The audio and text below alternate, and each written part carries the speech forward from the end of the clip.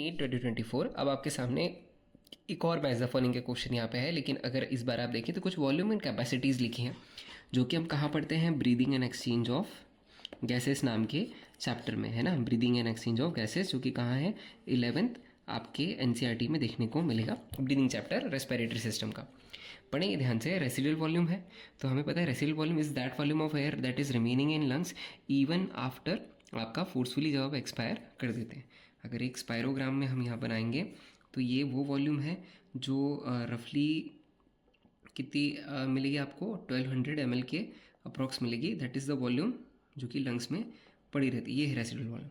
Next is vital capacity. तो vital capacity में मुझे पता है कि हम यहाँ पे टाइडल वॉल्यूम जोड़ेंगे,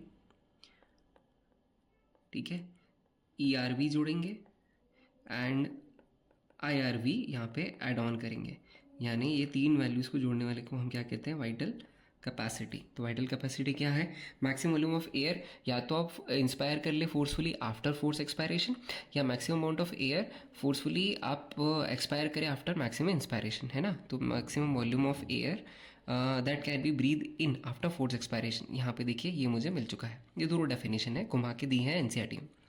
एक्सपायरेटरी कैपेसिटी EC, यानी हम क्या कहते हैं कि जब आप देखें कि टोटल वॉल्यूम ऑफ एयर जो कि एक्सपायर्ड होती है नॉर्मल इंस्पायरेशन के बाद, माने यहाँ अगर नॉर्मल इंस्पायरेशन हुआ तो टोटल वॉल्यूम ऑफ आपकी वॉल्यूम है नॉर्मल आपने इंस्पायर की है उसके बाद कितनी छोड़ सकते हैं। तो आप जोड़ेंगे TV प्लस ERV और ये क्या फॉर्म कर जाएगा आपका EC। तो यहाँ पे ये मैच हो गया C4।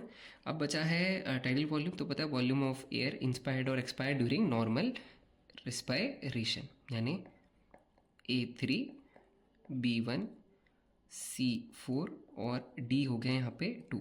तो ये ऑप्शन नंबर 3। आई होप आपको ये स्पायरोग्राम समझ में आया होगा। Keep learning with made simple.